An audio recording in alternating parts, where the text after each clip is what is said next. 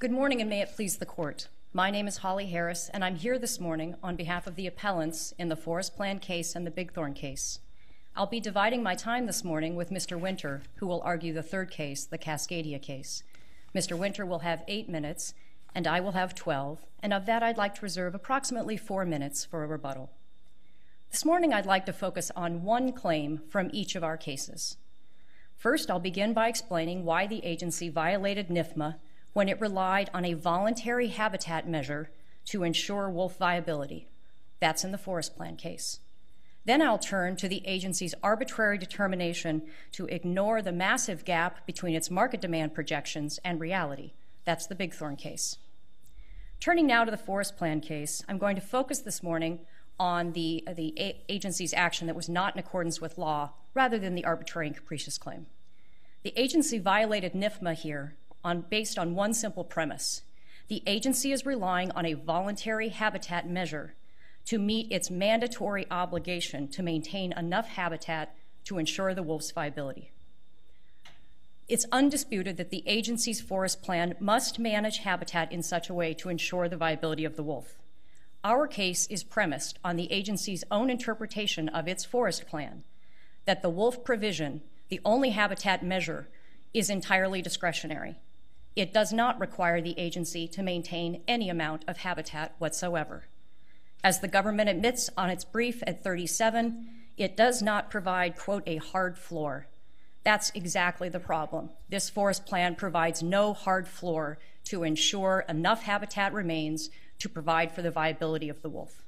What is the source that you're relying on? Is it 219.19? Correct, Your Honor. The regulatory provision is at 219.19, and that is a regulation, as a reminder to the court, that governs forest plans. This forest plan, as the court has made clear in Idaho Sporting Congress, said, and I quote, "The forest plan must comply with the substantive requirements of the Forest Act designed to ensure, among other things," and again I quote, "viability of wildlife in the forest, including the requirement that wildlife habitat shall be managed to maintain viable populations." That's at Idaho Sporting Congress at 961. Counsel, if I could just clarify, am I correct that that regulation 219.19 was the 2000 version? It is, Your Honor, yes. And that it was incorporated by reference into the forest plan here? Exactly, at ER 599, Your Honor. Was it in the initial? It was as well. Forest plan as well? In the 1997, yes. Explicitly incorporated into the governing forest plan at issue before you. Let me turn now to the mechanics of what we all agree the agency is using habitat as a proxy to meet its wildlife viability requirements. As this court made clear in its en banc McNair opinion, when the agency is relying on habitat as a proxy for viability, it must describe the quantity of habitat that must remain. That determination must be, quote, reliable and accurate. That's at McNair at 988 and 99. The forest plan also, importantly, must have a mechanism, a means of preserving that habitat. Indeed, the entire premise of habitat by proxy is the agency has established a limit, and that forest plan must require the agency to keep that amount of habitat. In this instance, the agency has no such mandatory limit. The agency has not identified how much habitat must remain behind after logging, and it has no provision that requires the agency to maintain that amount. I remind the court of the facts in McNair. The forest plan had a hard limit. That's at 988. But each of the cases that the en banc panel agreed and relied upon also had that similar hard limit. The forest plan must establish, as the court made clear, a quantity of habitat that must remain. And in this case, the agency has failed to do so and has failed to offer a mandatory mechanism to ensure that amount of habitat stays behind. A quantity of habitat, are you referring to the 18 deer per square mile? Or is there some other mechanism that you would measure? There is no other measure. So the only habitat measure this forest plan provides is the wolf provision. But it's beyond the dispute between 13 or 18. There is no substantive obligation under this plan to manage for any amount of habitat. The agency here adopted a sustainability provision, Remember, the agency's experts could not identify a viability floor. They were unable to determine what that should be or how much habitat would need to be retained. And so as a result, they recommended the agency adopt a higher standard, maintain even more habitat to ensure sustainability. The problem in this case is the provision... Sustainability is aspirational. There's nothing in the regulations that requires the sustainability standard, is there? Exactly, Your Honor. And as a result, because the agency isn't mandated to meet sustainability and it doesn't know where the viability floor is, there's nothing in this forest plan that requires the agency to maintain any amount of habitat. Let me ask you a question to clarify in my mind. Am I correct that the forest plan does not state that they will maintain viable population of wolves or other species? It states it as, it certainly incorporates the viability requirement from the regulation, as we discussed, Judge Gould. It said as an aspirational goal, yes, to maintain sufficient habitat, but the mechanism, the mandatory mechanism by which the agency would accomplish that goal is lacking in this forest plan. So is there anything in the record that shows that the agency either has determined or has not determined what is a viable wolf population? The agency here relied on the wolf conservation assessment. That conservation assessment, according to the agency, was, quote, the best available information on wolf conservation, ER 91. The agency used that conservation assessment as its, quote, benchmark for its viability conclusions, ER 758. That conservation assessment, the agency's own experts rejected the suggestion that the agency could identify a viability floor. They were unable to do it. I would point the court to ER 203, and I'm quoting the agency's own experts. We cannot suggest a minimum deer population because we do not know what would constitute a minimum viable wolf population. And as a result, those experts recommended this higher level. Here, that higher level is not mandatory, and the agency is free to depart from it. And what is it that requires a mandatory? The regulatory provision itself. So I'm looking here, Your Honor, at 36 CFR 219:19. Wildlife habitat shall be managed to maintain viable populations. Elsewhere, to ensure... That is that speaks to me to how the agency does its management. What does it say that the plan has to contain a hard limit? Well, I mean, the agency has a continuing responsibility under the regulations and the plan, and it may well, exercise discretion to comply with this. Where does it say that the plan has to have a hard limit? In two places, Your Honor. First, the regulatory language itself, to ensure it must have a minimum number of reproductive individuals and the habitat must be well distributed. I'm sorry, where are you reading from? I'm at 219.19, Your Honor. And in interpreting that language, this court has said the forest plan must comply with those substantive obligations, including the viability requirements. The plan itself must manage habitat, must require the agency to have that minimum amount.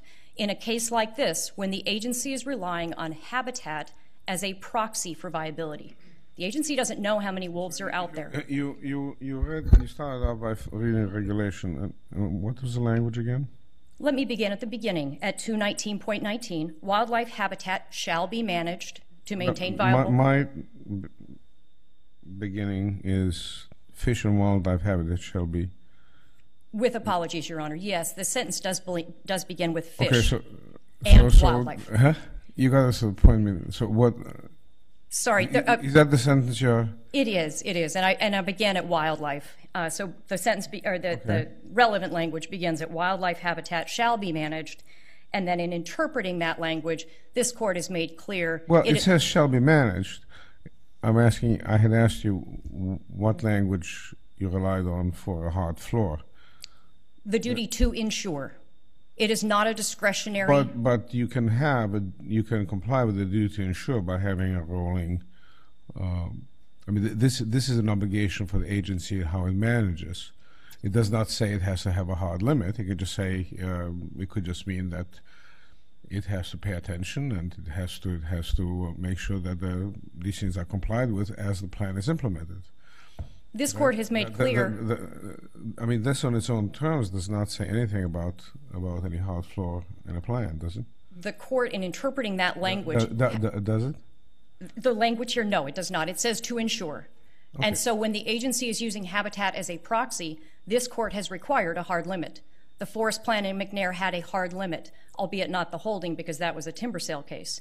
But in cases that it had a hard limit, but yes. That is a fact, not a holding.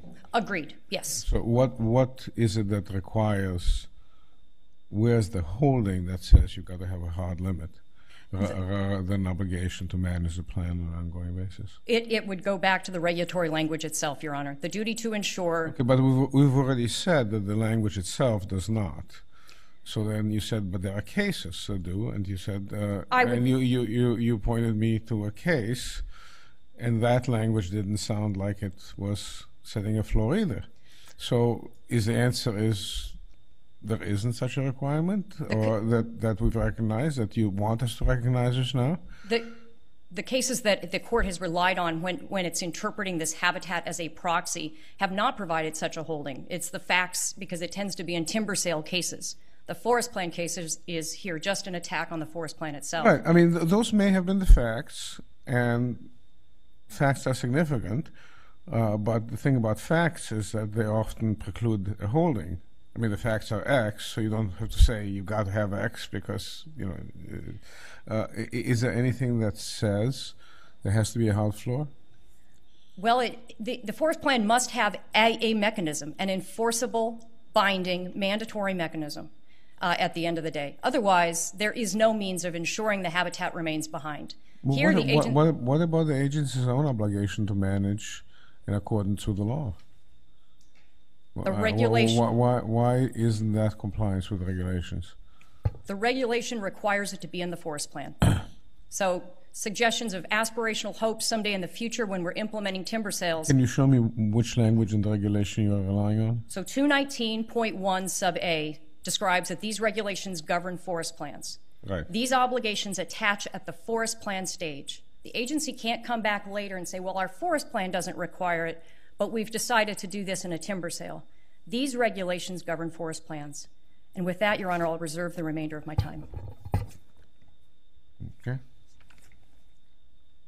Good morning, Your Honors. May it please the Court. My name is Christopher Winter, and I represent the Cascadia Wildlands parties in 15-35233.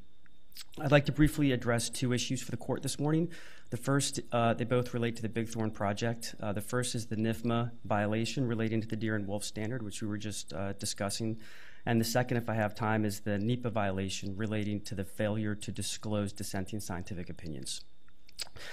So we talked briefly about whether the plan itself complies with NIFMA. So to disclose or to discuss? To disclose and respond to, Your Honor. This is the Dr. Person's... Yes, Your Honor. This relates, I'll just skip ahead because obviously you have questions, but it relates both to the opinions of Dr. Person, who is the foremost expert on the wolf, but also the United States Fish and Wildlife Service, who, of course, is the expert sister agency. And if I could just first just reference the Center for Biological Diversity case, which we believe controls this issue here. That is 349 F. 3rd, 1157. And if I could also, Your Honors, just refer to a specific example in the record to help distill this issue for the Court. This is in our excerpt of record at page 560. This is the comment letter that the United States Fish and Wildlife Service sent to the Forest Service providing comments on the draft environmental impact statement for the Big Thorn project. The Fish and Wildlife Service said, and I quote, "It is inappropriate to rely on or cite in the final EIS wolf immigration as a way to maintain wolves in the project area."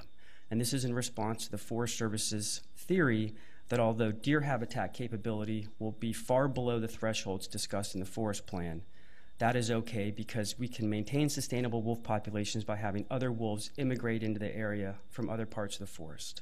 So the Fish and Wildlife Service wrote a letter to the Forest Service, detailed comments, said it's inappropriate to rely on that theory. The Forest Service asserts that it responded to dissenting opinions in Appendix B of the FEIS, and this is in our excerpt of record at page 502 to 505. If the court reviews that appendix, there is in fact no disclosure at all whatsoever that the Fish and Wildlife Service or any other party objected to this critical assumption that wolves could immigrate into the area from other parts of the forest. The expert agency disagreed with that. There's simply no disclosure in Appendix B that there's a dissenting scientific view on that point. And in fact, the agency, the Forest Service here, does exactly the opposite. In response to comments about concerns over low deer numbers, the agency actually relies again on the source population theory. So in our excerpt of record at page 505, the Forest Service says, and I quote, "Low deer numbers in one area can potentially be overcome by wolf mobility." So low deer numbers in one area can be overcome by wolf mobility. This is its source population theory. And again, there's simply no disclosure that the Fish and Wildlife Service explicitly objected to that in its comments on the draft EIS. So the Forest Service relies on that as a response to comments without any disclosure of dissenting scientific opinions. So that's just one, I think, glaring example, Your Honors, of how Appendix B is ineffective at really alerting the public or the reader to the fact that there were these very severe and significant dissenting opinions, both from Dr. Person as well from the Fish and Wildlife Service, who he's worked with quite closely for many, many years. But what's our standard of review? Obviously, in all of these environmental challenges, there are a variety of views across even the scientific community. What is our role with respect to the specific references you've made here? Yes.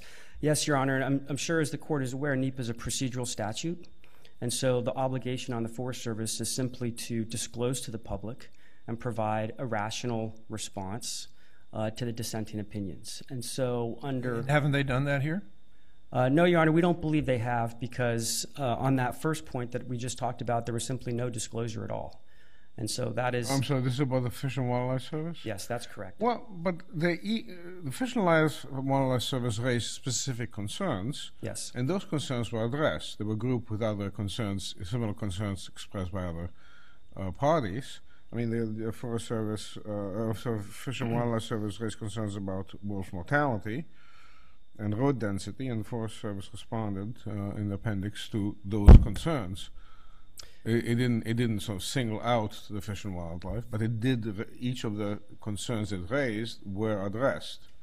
Yes, Your Honor. So what I would just respond with two things. You agree with that, right? No, I do not agree with that, Your Honor, because the example that I started with... You should be careful not to say yes.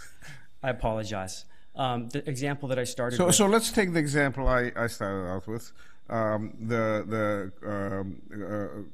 Fish and Wildlife raises a concern about wolf mortality. Right, this is on your ER 557. Okay. Mm-hmm. Did the Forest Service respond to concerns about wolf mortality? So the Forest Service responded generally to concerns about wolf mortality in the appendix. Is that a long yes, or is that a no? So we they either did or didn't. They responded generally, and so we believe the obligation is not only to respond. What does generally mean? They did not identify who made the comments. That's right. They didn't, but I didn't ask you whether they identified who made the comments. I'm asking you whether they responded to those concerns. Yes, and I think they responded generally. They did not discuss the Okay, I'm sorry. When you say something like generally, I don't know what you mean. It's sort of did they respond or did they not respond? The response they provided was not specific and detailed.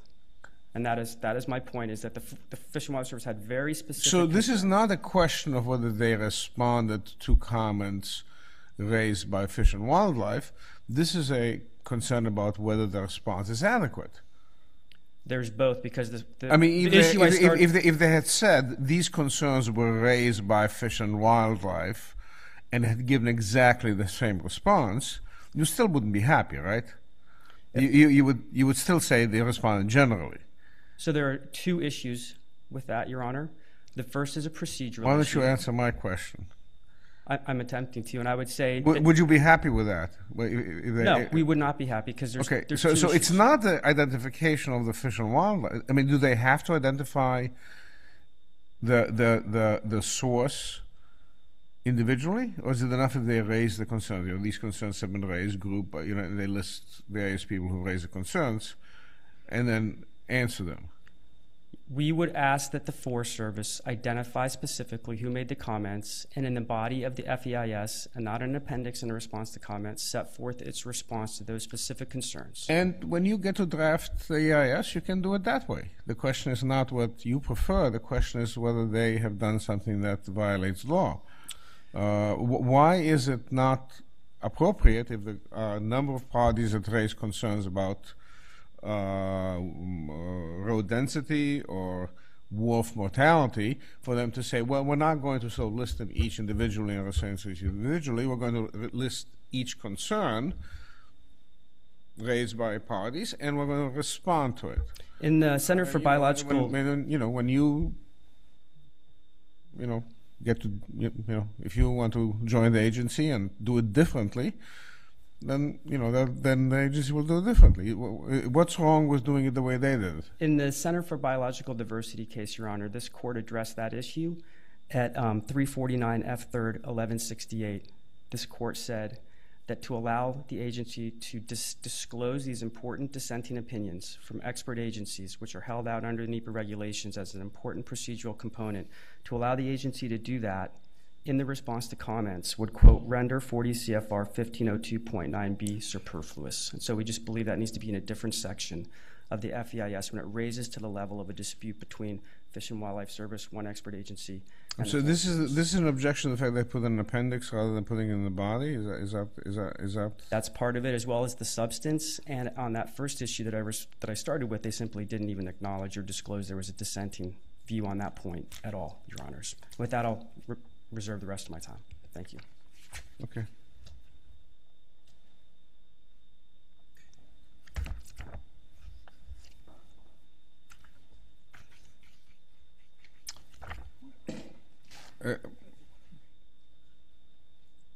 I just wasn't sure. Was your side done? Well, I was going to take a couple of minutes on rebuttal. If the court, I yes, recognize that's fine. I wasn't paying attention. Your side is done for the. Can I sit down and come back for a few minutes in rebuttal? Yes, okay. That's fine. You had three lawyers over there. I wasn't sure whether somebody else was holding down a chair. Thank you, Your Honor. We'll take a break at this point. The court now resumes its session. Please be seated. Okay, we'll hear from respondent. Now, I see listed on the day sheet, Mr. Barabender, is that you? Mr. Barabender, yes, that's correct. And then Richard Goken. Yes, Your Honor. Gaken. And is there somebody on the phone from you? And you, Mr. Gaken, represent whom? The interveners. 22 interveners. The state of Alaska is one of the interveners, and they wanted to participate, not to argue, but to be available for questions. Your Honor, and this is Tom Lenhart, Assistant Counsel for the State of Alaska. I am on the phone. Our video failed this morning, and we apologize to the court for that problem. But I am available just for any questions regarding the State of Alaska. Thank you. Why isn't he on the day sheet? So?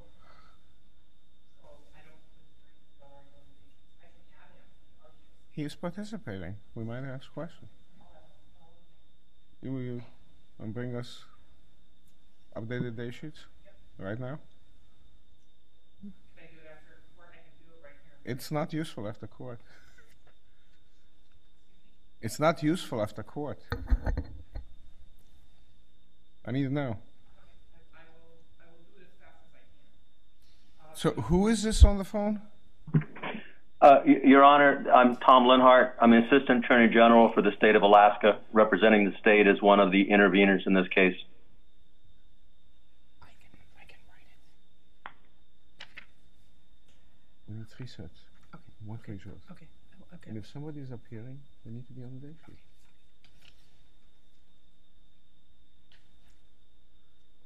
So, Mr. Lenhart, you are representing the State of Alaska? Yes, Your Honor, the state of Alaska. So, Mr. Gaken, you are presenting all the interveners other than the state of Alaska? Is that what it is? Well, you may stand. Your Honor, the way we divided this up is I was... It's a simple question. No. I am arguing on behalf of all of the interveners. Mr. Leonard wanted to be available for questions specific to the state. So you're both representing the state of Alaska? Representing, yes. It's arguing. Question. Maybe this is a technical point, but it was my understanding, Tom, correct me if I'm wrong, that he was representing, or was available online for questions specific to the state of Alaska, should the court wish to address it. Otherwise, he would not. You know, you're confusing participation with representation. Okay, we'll figure out who participates and to what extent. I'd like to know who your clients are. Whom are you representing, and who is Mr. Lindmark representing? Your lawyers. Okay, what you're going to say on their behalf or the scope of your argument is something else. I'm trying to understand the relationship between counsel. You are representing whom? All the interveners? All interveners. I was also given authority to argue on behalf. You are getting into questions that I have not asked. If you listen to the question, you're representing whom? Tom, maybe you can help on this. Your Honor, if I can clarify, Mr. Gorkin is counsel for Viking Lumber, and I am counsel for the state of Alaska. Okay. Is that right? Yes, Your Honor, that's correct. Okay, so you are not representing the state of Alaska. He is. Correct. Okay. Just so I know. And you are representing the United States? That's correct. Okay. You may proceed. Okay. Let me begin by explaining how the Forest Service is complying with the regulation requiring forest plans to ensure viability. And the Forest Service is doing this through a multi-part strategy. The first part of the strategy is a series of habitat reserves. That's the primary protection for old-growth species, such as the wolf in the forest, are these habitat reserves. And then a second part of the conservation strategy for the wolf is mortality management. That addresses the biggest threat to the wolf, which is the direct killing of wolves through illegal and legal hunting. And then the third part of the conservation strategy is a series of standards and guidelines that apply in matrix areas. Could I please interject a question or two, just so I clarify the framework of analysis and the U.S. position? First of all, as I understand it, you agree, but correct me if I'm wrong, that the 2008 Forest Plan incorporates by reference the requirements of regulation 36 CFR 219.19. We do agree that the Forest Service must ensure viability. All right. So the Forest Plan incorporates that. Then do you agree that under that regulation, which the Forest Service had to follow here,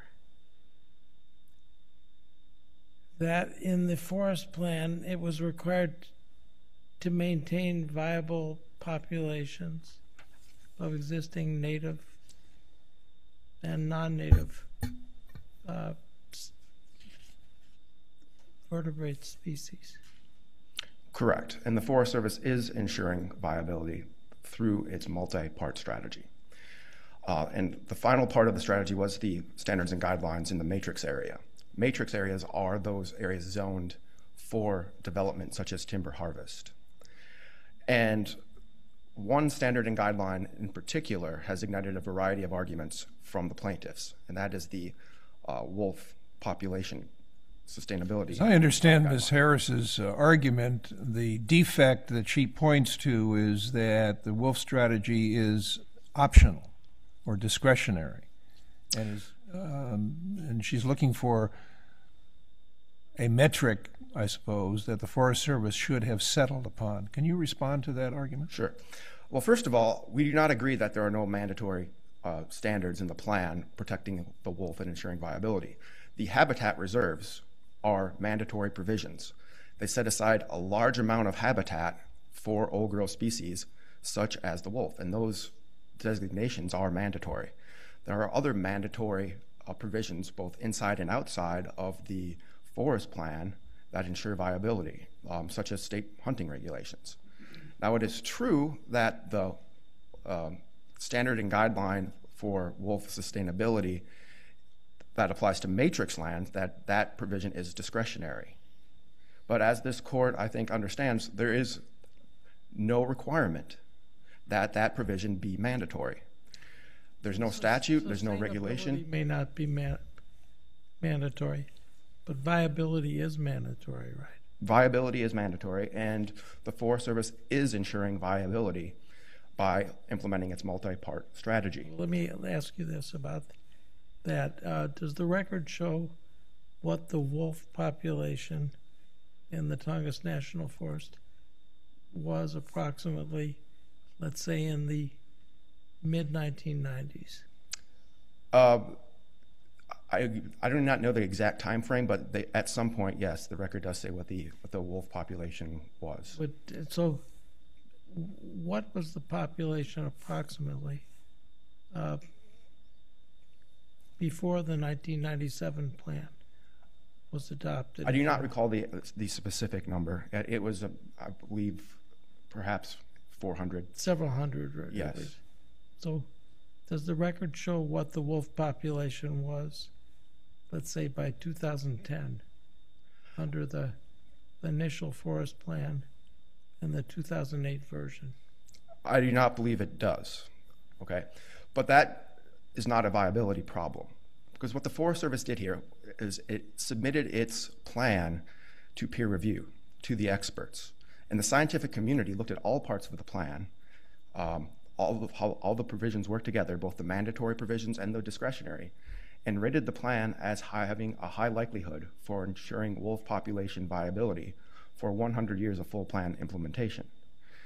And full plan implementation, by the way, contemplates a much greater amount of timber harvest than has been currently conducted, and likely ever will be conducted, as the Forest Service is now transitioning the Southeast Alaska timber industry away from the old growth model. I think I understand that argument, but still, if we were trying to assess whether there's a viability, whether the management by the Forest Service is supporting viability of the wolf, it might be relevant to know, for example, if there were 400 wolves in 1995 and there were 2 or 3 wolves left only in like 2010.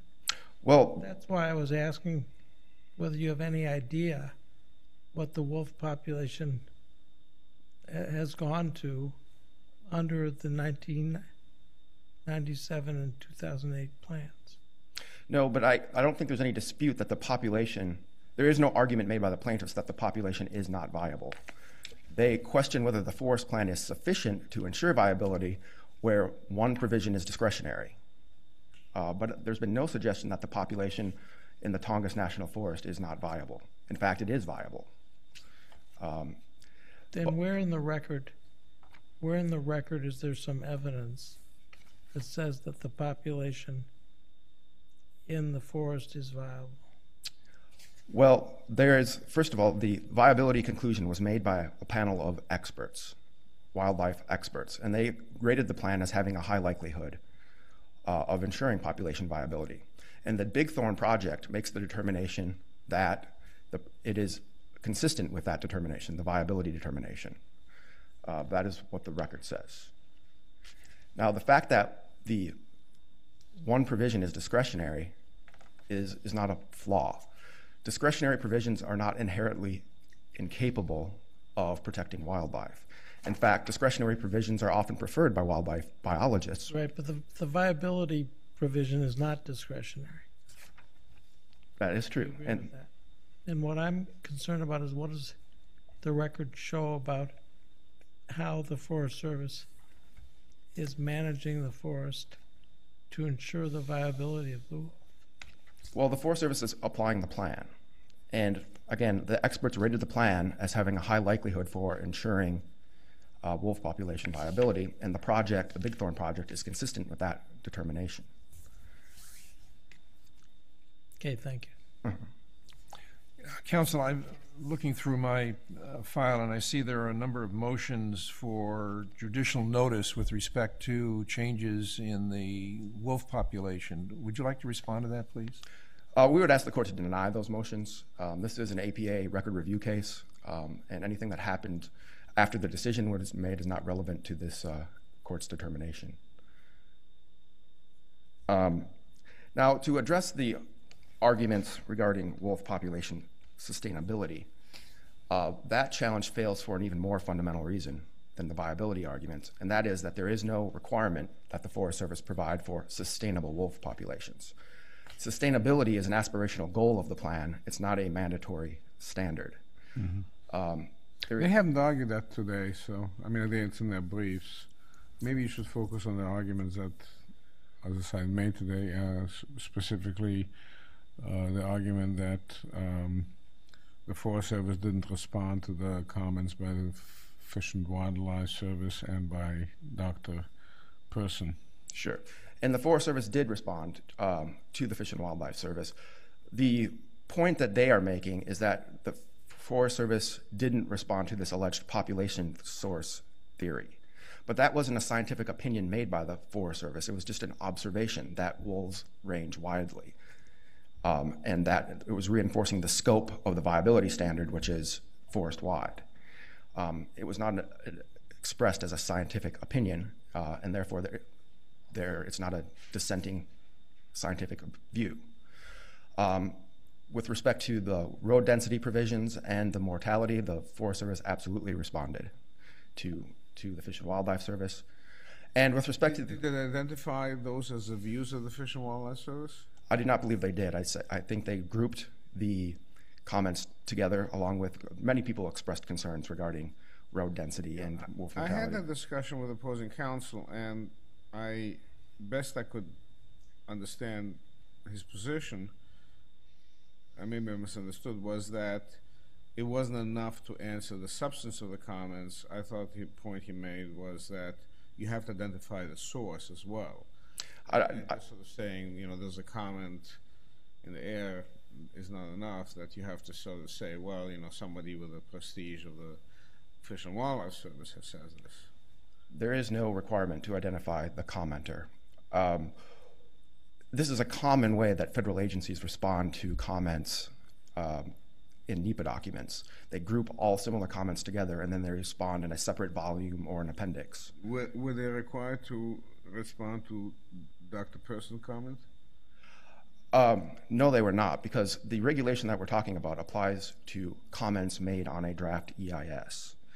And there's a formal process for commenting on a draft EIS. Didn't Cascadia incorporate Dr. Person's comments and provide them as on in response to the draft EIS? They did, but Cascadia was not commenting on the impacts of the project. They were asking for the Forest Service to ignore the comments of the state of Alaska because of some theory of suppression. And we do not believe that put the issues before the agency.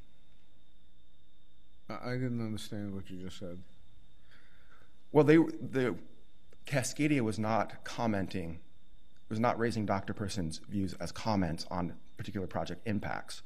What they were saying is that the Forest Service should ignore Alaska's comments because of some alleged suppression theory. And so the Forest Service had no obligation to respond to Dr. Person's comments as impacts. Well, they're basically saying you should ignore Alaska's comments because they suppressed Dr.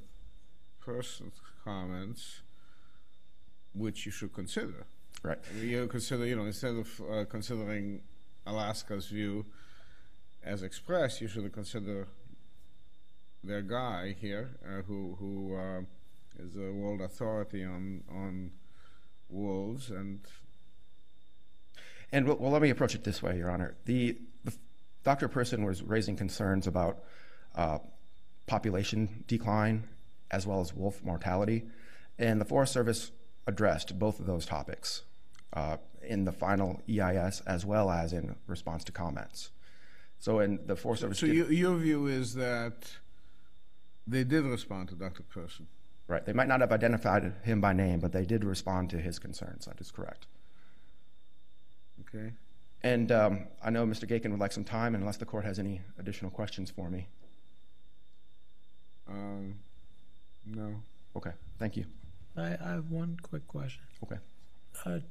Would you agree that if we determined that the 2008 forest plan was invalid because of inadequate compliance with 219.19, that means that the site-specific projects like Big Thorn would have to fall at this time until the forest plan was brought into compliance with law?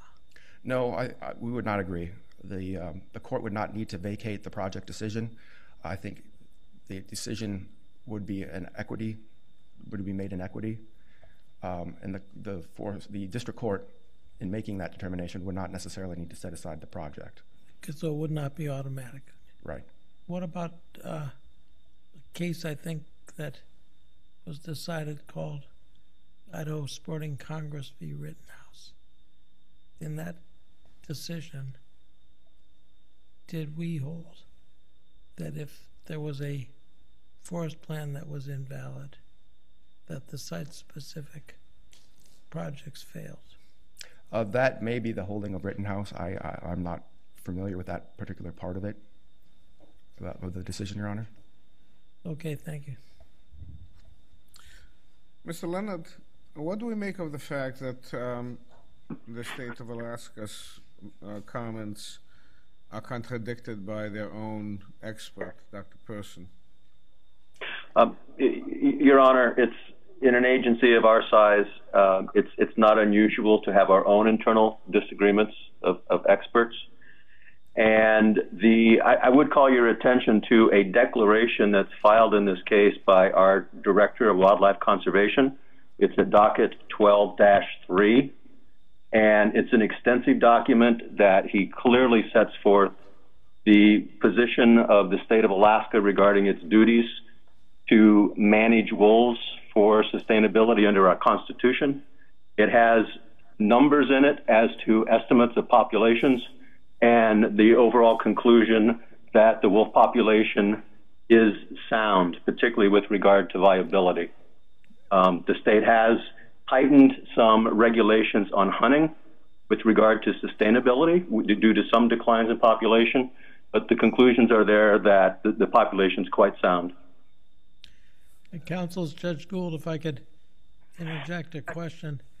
Do you have an answer to the question I asked the government's lawyer as to what the record shows as to the actual level of the wolf population in the Tongass, whether it went down between 1997, when the plan first started, and let's say 2010?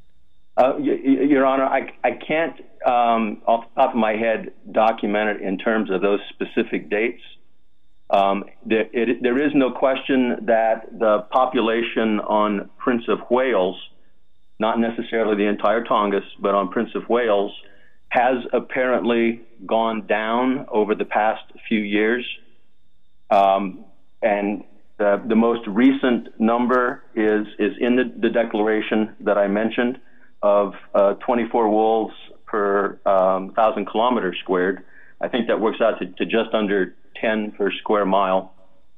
And I would also point out that in those documents that there were motions for judicial notice, which is the United States Fish and Wildlife Service's decision not to list the wolf as threatened or endangered, you will find some of the same information, that there have been some declines in population, but obviously they do not think there's any threat to viability at this time. Thank you. Okay, we'll hear from Mr. Gecken.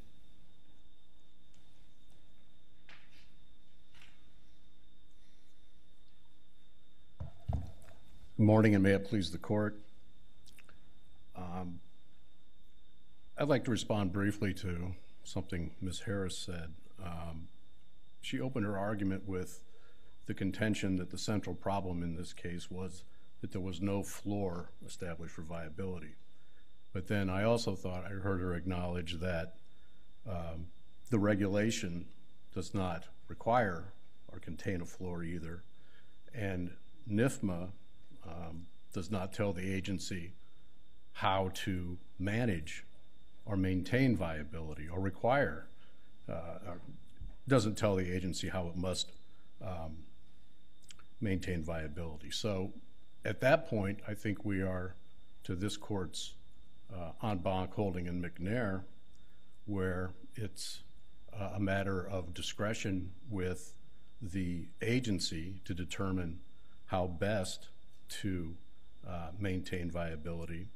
And here, they have taken a number of scientifically vetted approaches, including the habitat reserves, which are mandatory, mortality management, which Mr. Leonard just referred to, that is managed by the state on a flexible basis. Subsistence hunting on the forest is managed by the Forest Service itself, and then there are standards and guidelines within the plan that the agency complies with. With respect to management, again, of viability, here we have a proxy on proxy approach to viability.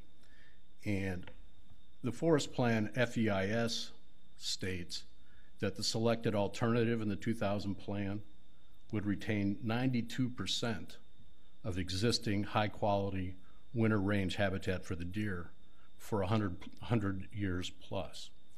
And that statement is based on the assumption that the forest plan will be implemented in its entirety. The amount of harvest allowed for would be implemented. And that certainly hasn't come to pass to date, and I submit that it's unlikely to come to pass in the future. Why exactly is that? Pardon me? And why is that? Is that because of dropping demand for No, not because of dropping demand. It's just that the agency has not been able to put up sufficient amounts of timber. There is currently talk of transitioning from old growth management to second growth management, which would have substantially lower impact on deer winter habitat. Okay. If there are no other questions. Thank you. Thank you, Your Honor. You're out of time. We'll give you a minute for rebuttal. Very briefly, Your Honor, I'd like to respond to 3 points that you've just been discussing. First, the agency admitted in its 2008 EIS, quote, "The most important factor limiting wolf viability is that the agency must protect sufficient habitat outside the reserves." ER 681. The agency and its experts have admitted over the years consistently the reserves are not sufficient to ensure the viability of the wolf. I point you to ER 93, 160, 713, 725. Judge Gould, with regard to the number of wolves and whether the agency knows how many, the answer is no, and that's what makes habitat by proxy so important. And in fact, it's even more important in wolf habitat because the agency admits it has virtually fully implemented the forest plan in wolf habitat in places like Prince of Wales, ER 380. Let me turn very briefly to the market demand claim in the Bigthorn case. The agency has acted arbitrarily in the case of Bigthorn because it acted contrary to what it said it would do in the EIS and against the advice of its own experts when it ignored this massive gap between projections for market demand and reality. In Appendix A, and I'm quoting, the agency explained the weight given to its market demand projections, quote, will vary depending on a number of factors, such as how recently they were done and how well they appear to have accounted for recent site-specific events in the timber market. ER 535. But this is a 40-year plan, is it not? And there's going to be fluctuations up and down, whether it's the housing crisis in 2008 and 9, which will obviously affect timber. It is, Your Honor, but remember the decision being made in this case was for a single year. The agency's own expert, Brackley, said the challenge, quote, the challenge is to ensure that the data put into the model do not become outdated, end quote, ER 959. So what might have been appropriate... You're saying they have to do this on an annual basis, reevaluate? Your Honor, we're not challenging the model itself. The agency acted arbitrarily here because it ignored what its modeling and projections predicted and what reality actually demonstrates. The agency must acknowledge those differences. We're not challenging the model. The agency's free to use whatever model it wants, but as this court explained last year in National Parks Conservation, once there are questions asked, whether a model is sufficient and has accounted for these differences, the agency can't bury its head in the sand. The agency must demonstrate a rational relationship between its projections and reality. Unless there are no further questions, Your Honor. Thank you. Case is argued, will stand submitted. We are in recess.